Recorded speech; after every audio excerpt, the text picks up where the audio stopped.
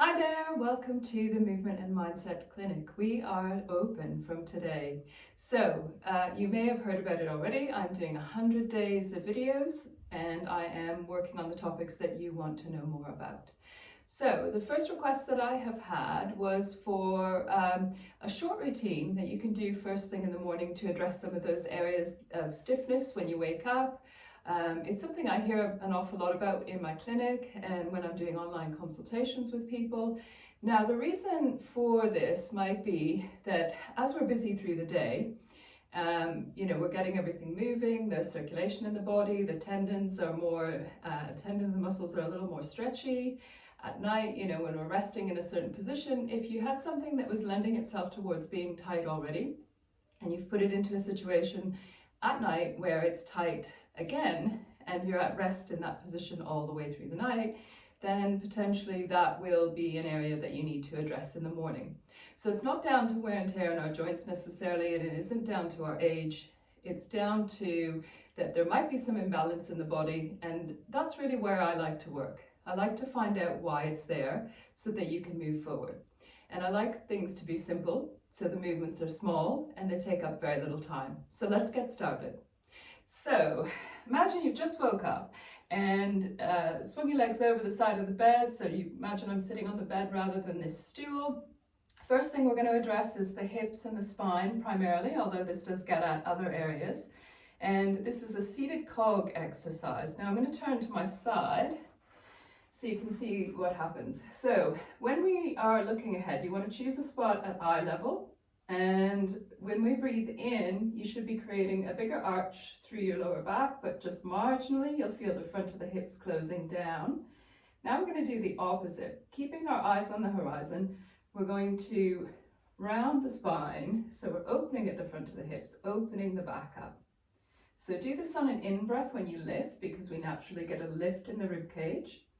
And when you breathe out, start to roll back and round the spine. Now, less is more.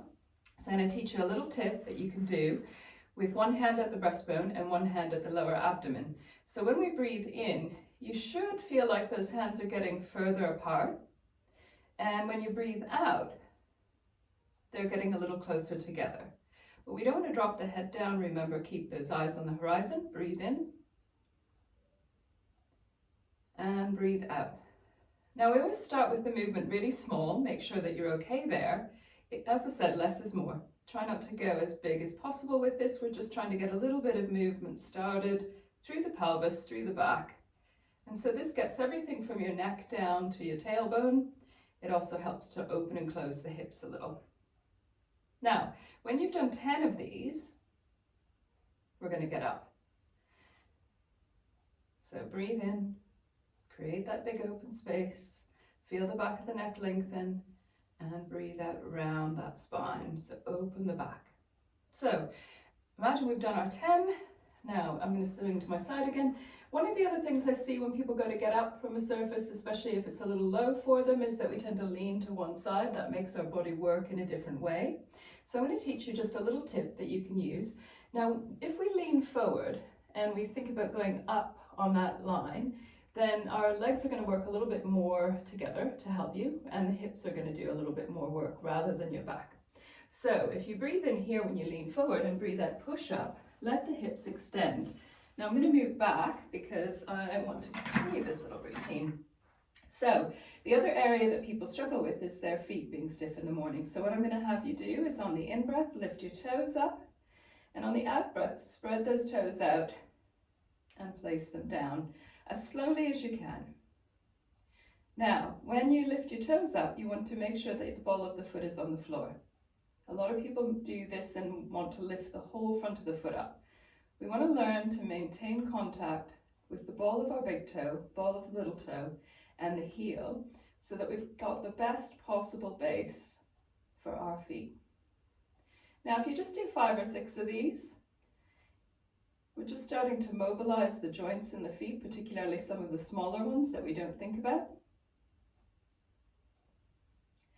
And breathe in to lift, breathe out, and take them down. Now, if you wanted to be cheeky, you could do this one while you're brushing your teeth. You could be doing it while you're standing, doing other things. I always like giving exercises that can work with something else. The last one, so 3 exercises, elbows tucked in. So you're going to send one arm forward and pull back with the other elbow. So I'm just going to turn to my side. And so we want to think about really lengthening out with the arm in front and really pulling back with the elbow and getting our whole body to rotate. So that's hips and rib cage. But you're going to keep your eyes forward, looking at your fingertips. And so if you're quite stiff with your neck in the morning, this is a really good way to loosen the neck up. Now I know what you're going to say, I'm not actually moving the neck. And that's the beauty of the exercise, is that when the head stays still and everything else underneath of it moves, you're loosening it up in a much more gentle way, and you're also getting the whole rest of the body involved. So when we come back to this movement, allow your feet to move. So allow everything to move. Now I'm not going to get too in depth into this exercise because I'm going to come back to it in one of the future videos. And so if you rotate fully one way and then the other, getting everything turning, so all those joints are woken up from your foot exercise that you did just before this one and the one we're doing now, allowing the bones in the feet to move, arches rising and falling as you're doing this. The feet should feel pretty loose and warmed up by now, as with the rest of the body. So we've done things to help our hips, our spine, our neck, our feet and legs, all with those 3 exercises. Try them out. Now just remember that if you have any discomfort with them, try to go smaller, slower, and if you're really struggling, get in touch and I can help you out. But the next video, we're going to go on a lying down version of the cog exercise for a different reason. So tune in.